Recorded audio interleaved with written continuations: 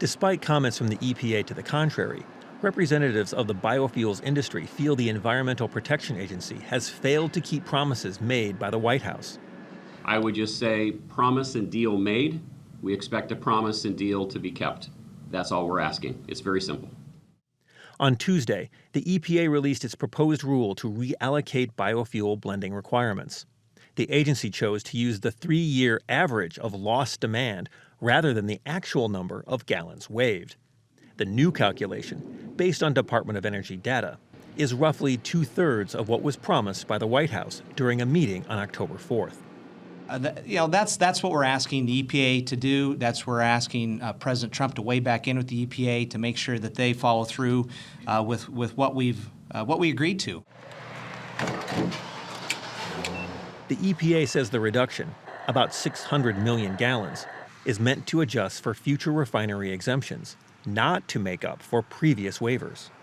Since taking office, the Trump administration has issued 85 waivers to small oil refineries, reducing the amount of renewable biofuels in the nation's fuel supply by 4 billion gallons over 35 months. In 2018, the United States produced 16 billion gallons of ethanol and 1.8 billion gallons of biodiesel. During the Obama administration, the EPA issued, on average, a single waiver per year. Senator Charles Grassley, who attended the October 4th meeting with President Trump and EPA Administrator Wheeler, believes the final rule will reflect the terms agreed to at that meeting. And I expect the president to keep his commitment, because it isn't only the president's commitment, that's what the law requires. It says 15 billion gallons in the law. So that's where we are, and I expect the law to be carried out. In the last year, 19 ethanol and 9 biodiesel plants have been idled due to low prices. Industry experts estimate that 3/4 of the plants still operating are losing money each day. The renewable fuels industry remains skeptical the EPA will follow through with the terms the White House agreed to.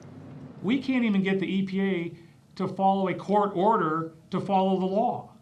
And we're supposed to trust them in 2021 to treat us right when there is it's not like there's not another viable alternative either, right?